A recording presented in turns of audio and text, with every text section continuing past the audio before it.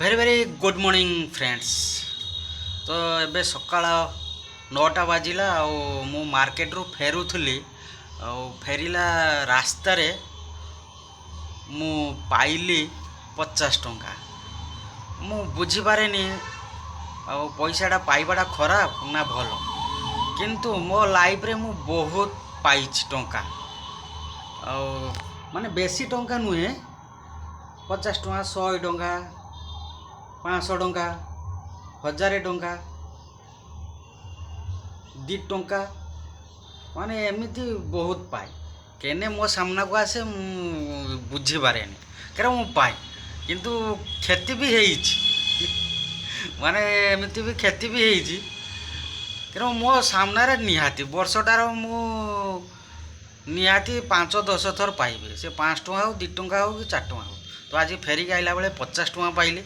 ତ 50 ଟଙ୍କା ପାଇକି କ'ଣ ଆଉ କରିବି। ଆଉ 50 ଟଙ୍କାରୁ ଆମ ମାର୍କେଟରେ ଜଣେ ଘୁରନ୍ତି, ମାନେ ଟିକେ ମେଣ୍ଟାଲ ଅଛନ୍ତି ହେଲା, ତାଙ୍କୁ 20 ଟଙ୍କାର ଖାଇବାକୁ ଦେଇଦେଲି।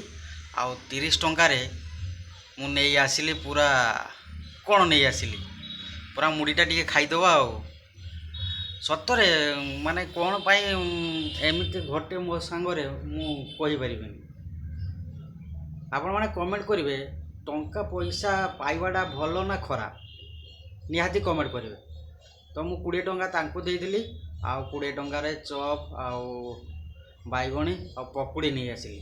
ତ ଆପଣମାନେ ତ ଜାଣିଥିବେ, ବାଲିଆପାଳିଆ ମୁଢ଼ି ଖାଇବାକୁ ବହୁତ ପସନ୍ଦ କରନ୍ତି। ତ ମୁଁ ତ ଏବେ ପୁରା ମୁଢ଼ି ଶହେ ବାଡ଼େଇବି। ଆଉ ଆପଣମାନେ ସକାଳେ କ'ଣ ଖାଇଲେ କମେଣ୍ଟ କରିବେ। ତ ଚାଲନ୍ତୁ ଖାଇଦେବା। ଆଉ ଏଇ ଦେଖନ୍ତୁ ପୁରା ପ୍ଲେଟ୍ ସଜେଇକି ପୁରା ରଖେଇଛି,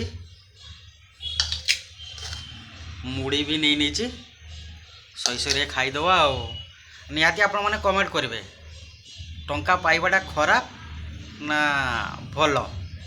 ରହିଲି, ଜୟ ଜଗନ୍ନାଥ।